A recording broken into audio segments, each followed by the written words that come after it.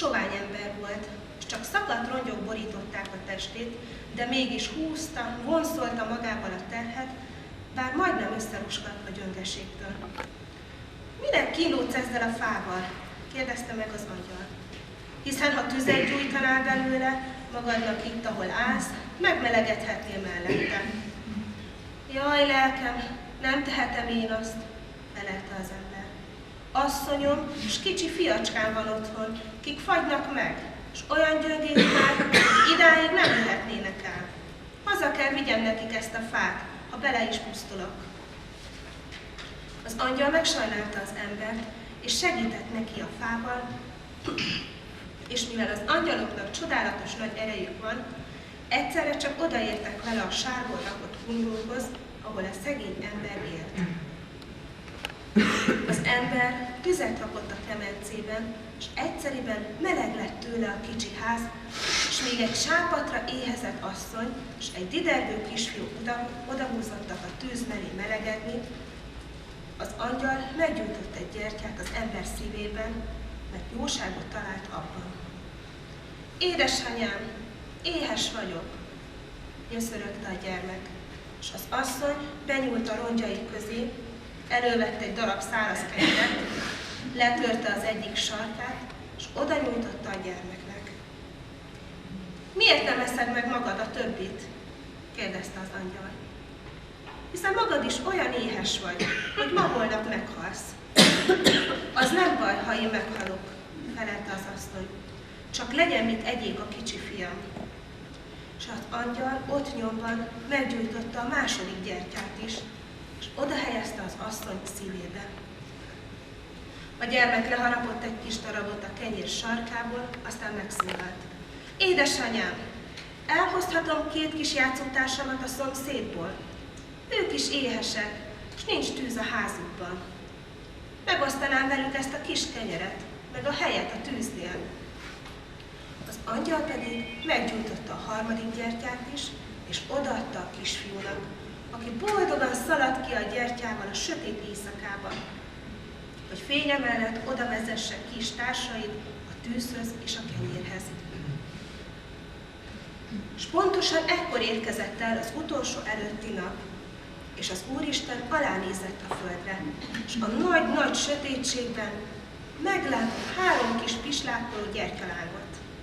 És úgy megörvendett annak, hogy az angyal mégis talált jóságot a földön, ha nem is többet, csak 3, hogy azon nyomban megszüntette a sötétséget, visszaparancsolta a napot az égre, és megkegyelmezett az emberi világnak. És azóta minden esztendőnek a vége felé az Úristen emlékeztetni akarja az embereket arra, hogy a gonoszság útja hova vezet, és ezért ősszel a napok rövidülni kezdenek. A sötétség minden este korábban szakad alá, és minden reggel későbben távozik. Hideg támad, és befagynak a vizek, és a sötétség uralma lassan elkezdi megfojtani a világot. Mi emberek pedig megijedünk, és eszünkbe jut mindaz a sok rossz, amit elkövettünk az esztendő alatt. És amikor eljön a legrövidebb nap, és a világosság angyala alászáll közénk jóságot keresni, egyszerre mind meggyújtjuk a karácsonyfák gyertyáit, hogy az Úristen, ha alátekint, fényt lásson a földön, és megbocsássa a bennünk lévő jó miatt a bennünk lévő rosszat. Mert ez a mi emberi világunk újra építeni kezdi a Bábel-tornyát, melyben egyik ember nem értheti meg a másikat jelszavakból, hamisságokból, elfogultságokból és előítéletekből. És jönni fog hamarosan az irigység is, a rossz indulat, meg a gonoszság, melyek miatt az Úristen újra pusztulásra ítéli majd az embert. Tolvajlás és gyilkosság fog uralkodni a földön, s ha a nyomorúság és a nagy sötétség rátok szakad majd, akarom, hogy emlékezzetek. Csak a szívetekben égő gyertya menthet meg egyedül pusztulástól.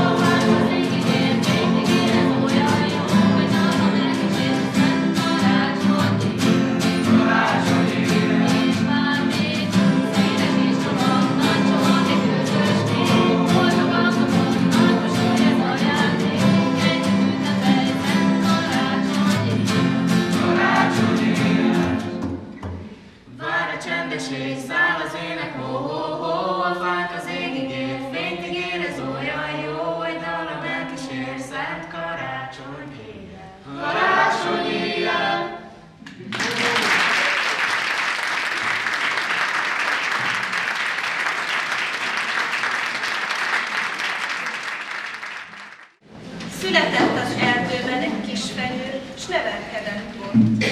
Vékonyka, de télen-nyáron gyönyörű zöldje volt.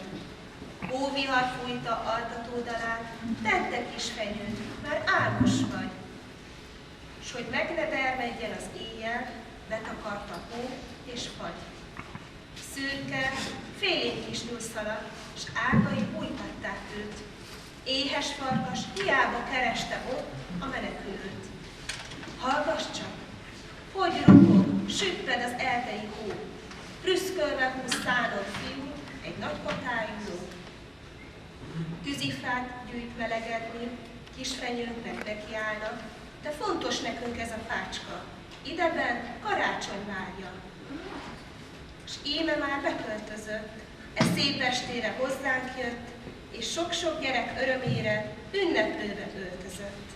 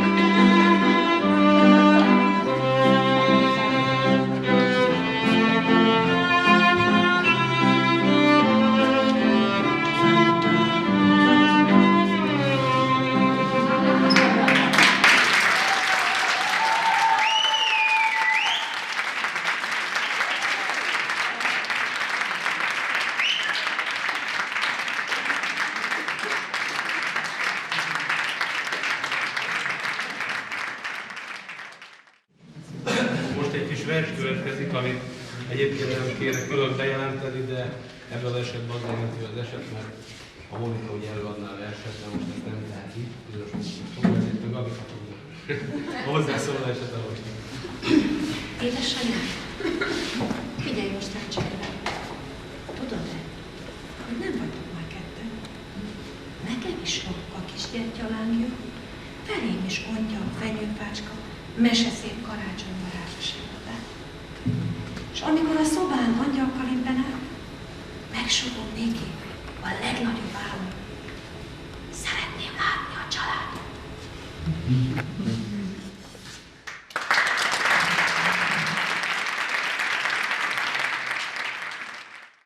Fény és tiszta ünnep árad minden lélekből, fénylő mennyei ajándék, várunk téged, jöjj!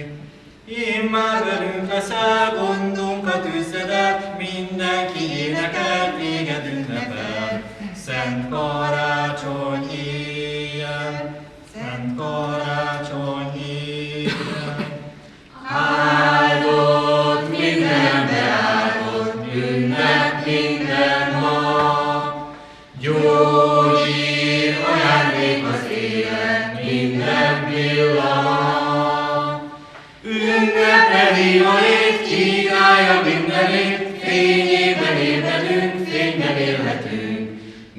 minden nyár.